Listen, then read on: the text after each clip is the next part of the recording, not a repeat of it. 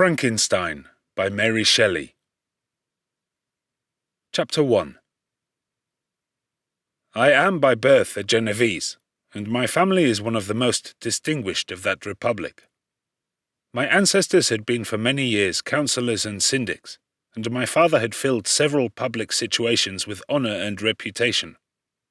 He was respected by all who knew him for his integrity and indefatigable attention to public business.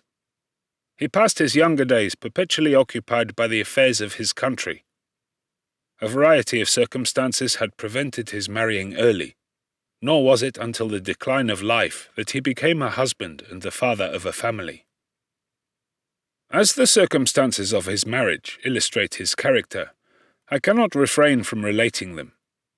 One of his most intimate friends was a merchant who, from a flourishing state, fell through numerous mischances into poverty. This man, whose name was Beaufort, was of a proud and unbending disposition, and could not bear to live in poverty and oblivion in the same country where he had formerly been distinguished for his rank and magnificence. Having paid his debts, therefore, in the most honourable manner, he retreated with his daughter to the town of Lucerne, where he lived unknown and in wretchedness. My father loved Beaufort with the truest friendship, and was deeply grieved by his retreat in these unfortunate circumstances. He bitterly deplored the false pride which led his friend to a conduct so little worthy of the affection that united them. He lost no time in endeavouring to seek him out, with the hope of persuading him to begin the world again, through his credit and assistance. Beaufort had taken effectual measures to conceal himself, and it was 10 months before my father discovered his abode. Overjoyed at this discovery, he hastened to the house, which was situated in a mean street near the Reus. But when he entered, misery and despair alone welcomed him.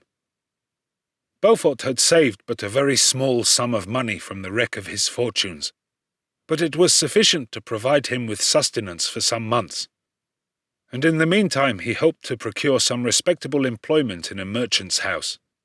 The interval was, consequently, spent in inaction.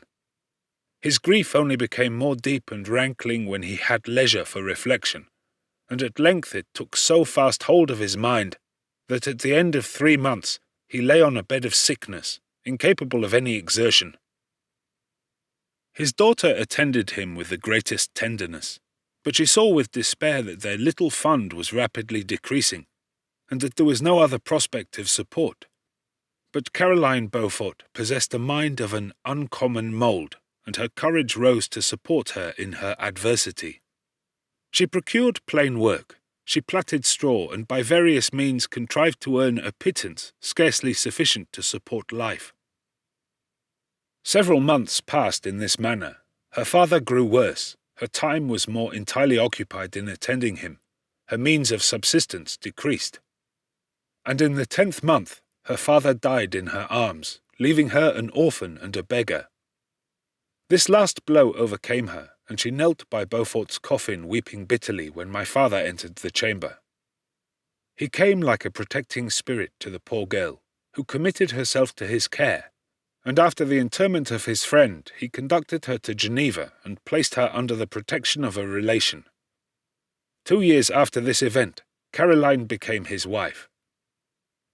There was a considerable difference between the ages of my parents, but this circumstance seemed to unite them only closer in bonds of devoted affection.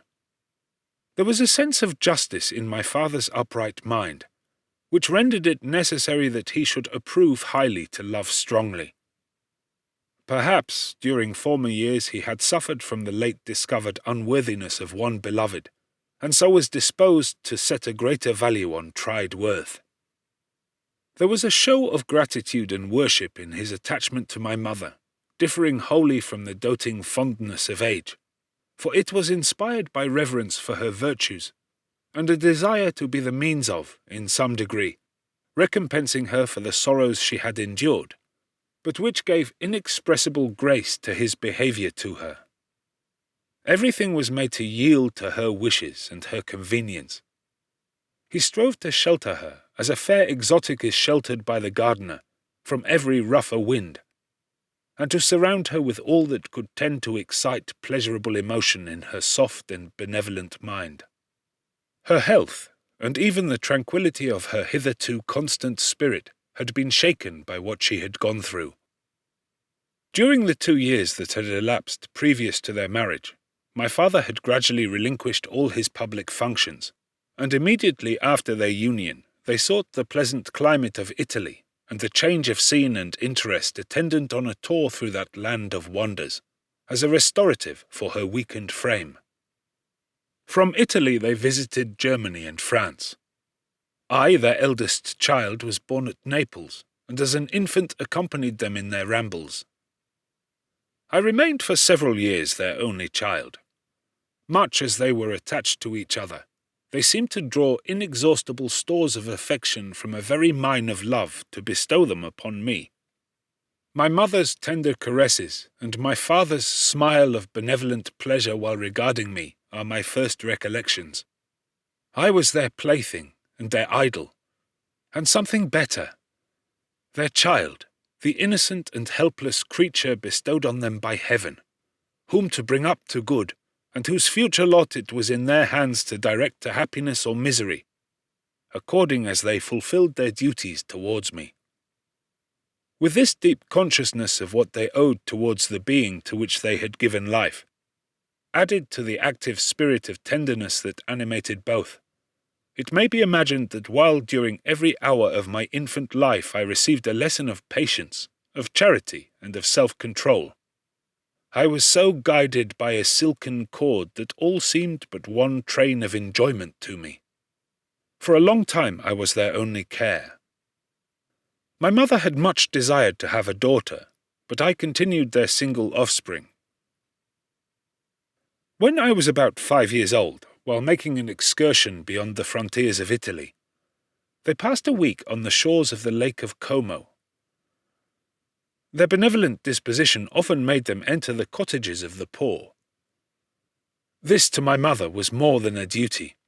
It was a necessity, a passion, remembering what she had suffered and how she had been relieved, for her to act in her turn the guardian angel to the afflicted. During one of their walks, a poor cot in the foldings of a veil attracted their notice as being singularly disconsolate, while the number of half-clothed children gathered about it spoke of penury in its worst shape. One day, when my father had gone by himself to Milan, my mother, accompanied by me, visited this abode. She found a peasant and his wife, hard-working, bent down by care and labour, distributing a scanty meal to 5 hungry babes. Among these there was one which attracted my mother far above all the rest. She appeared of a different stock. The 4 others were dark-eyed, hardy little vagrants. This child was thin and very fair. Her hair was the brightest living gold, and despite the poverty of her clothing, seemed to set a crown of distinction on her head. Her brow was clear and ample, her blue eyes cloudless, and her lips and the moulding of her face so expressive of sensibility and sweetness that none could behold her without looking on her as of a distinct species, a being heaven-sent, and bearing a celestial stamp in all her features. The peasant woman, perceiving that my mother fixed eyes of wonder and admiration on this lovely girl, eagerly communicated her history. She was not her child, but the daughter of a Milanese nobleman. Her mother was a German who had died on giving her birth. The infant had been placed with these good people to nurse. They were better off then. They had not been long married, and their eldest child was but just born. The father of their charge was one of those Italians nursed in the memory of the antique glory of Italy, one among the Schiavi Ognofrementi, who exerted himself to obtain the liberty of his country. He became the victim of its weakness. Whether he had died or still lingered in the dungeons of Austria was not known. His property was confiscated. His child became an orphan and a beggar. She continued with her foster parents and bloomed in their rude abode, fairer than a garden rose among dark-leaved brambles. When my father returned from Milan, he found playing with me in the hall of our villa a child fairer than pictured cherub, a creature who seemed to shed radiance from her looks, and whose form and motions were lighter than the chamois of the hills. The apparition was soon explained. With his permission, my mother prevailed on her rustic guardians to yield their charge to her. They were fond of the sweet orphan. Her presence had seemed a blessing to them, but it would be unfair to her to keep her in poverty and want, when Providence afforded her such powerful protection. They consulted their village priest, and the result was that Elizabeth Lavenza became the inmate of my parents' house. My more than sister, the beautiful and adored companion of all my occupations and my pleasures. Everyone loved Elizabeth. The passionate and almost reverential attachment with which all regarded her became, while I shared it, my pride and my delight. On the evening previous to her being brought to my home, my mother had said playfully, "I have a pretty present for my Victor. Tomorrow he shall have it." And when on the morrow she presented Elizabeth to me as her promised gift, I, with childish seriousness, interpreted her words literally and looked upon Elizabeth as mine to protect, love, and cherish. All praises bestowed on her I received as made to a possession of my own. We called each other familiarly by the name of cousin. No word, no expression could body forth the kind of relation in which she stood to me.